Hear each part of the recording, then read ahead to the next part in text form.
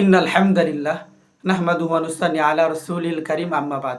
সুপ্রিয় দর্শক শ্রোতা মণ্ডলী, দূরে এবং কাছের দেশে এবং প্রবাসীর সকলের প্রতি আমার আন্তরিক সালাম। আসসালামু আলাইকুম ওয়া রাহমাতুল্লাহি তাআলা ওয়া বারাকাতুহু। আজ একটি গুরুত্বপূর্ণ বিষয় নিয়ে উপস্থিত হয়েছি, যেই বিষয়টা হলো জাকাত বন্টের খাতসমূহ কি কি। জাকাত বন্টের খাতসমূহ কি কি সে সম্পর্কে মহান আল্লাহ তাআলা সূরা তাওবার 60 নম্বর আয়াতে আল্লাহ তাআলা উল্লেখ করেছেন। তো আল্লাহ তাআলা বলেন যে ইন্নামাস সাদাকাতু লিল ফুকারাই ওয়াল মাসাকিনি ওয়াল আমিলিনা আলাইহা ওয়াল মুআল্লাফাতি কুলুবুহুম ওয়া ফি রিকাবি ওয়াল গারিমিন ওয়া ফি সাবিলিল্লাহি ওয়া বুনিস সাবিল। আল্লাহ তাআলা এখানে জাকাত বন্টের 8টি খাতসমূহের কথা সুস্পষ্টভাবে বর্ণনা করে দিয়েছেন। তার ভিতরে 1 নম্বর হল ইন্নামাস সাদাকাতু লিল ফুকারা। 1 নম্বর হল ফকির, যার কিছুই নেই।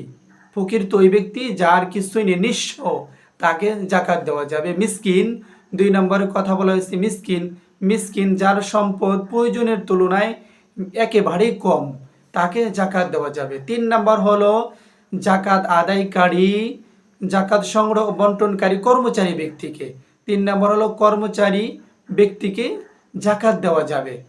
4 নম্বর হলো অমুসলিমদেরকে। 4 নম্বর হলো অমুসলিমদেরকে ইসলামের প্রতি আকৃষ্ট করার জন্য তাকে জাকাত দেওয়া যাবে। এবার 5 নম্বরে আল্লাহ তাআলা বলে দাস দাসীদেরকে, দাস দাসী মুক্তির জন্য। দাস দাসী মুক্তির এটা আগে ছিল, যেহেতু এখন এটা নেই। এখন হলো যেই সমস্ত মানুষদেরকে অন্যায়ভাবে জেল জুলুমের শিকার হয়েছে, তাদেরকে এখান থেকে জাকাত দেওয়া যাবে। এবার 6 নম্বরে আল্লাহ তাআলা বলে যে ঋণগ্রস্ত ব্যক্তি, ঋণ করতে করতে দেখবেন কিছু মানুষ এমন হয়ে গিয়েছে যে ঋণের তুলনা এত হয়ে গিয়েছে যে সে এখন আর ঘর থেকে বের হতে পারছে না। তো ওই ব্যক্তিকেও এখান থেকে জাকাত দেওয়া যাবে।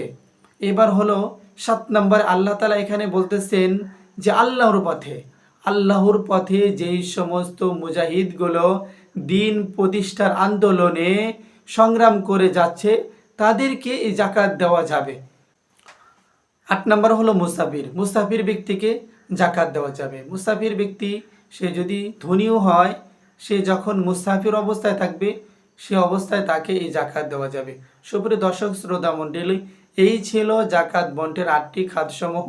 এর জন্য আসুন, যারা এখন আমরা এই জাকাতগুলো দিচ্ছি না, কাদেরকে দিব এই ভাবছেন, তাহলে আপনারা এই আলোচনা থেকে শুনে বুঝে 8 ব্যক্তিকে খুঁজে খুঁজে আপনারা সকলেই জাকাত দেওয়ার জন্য চেষ্টা করবেন।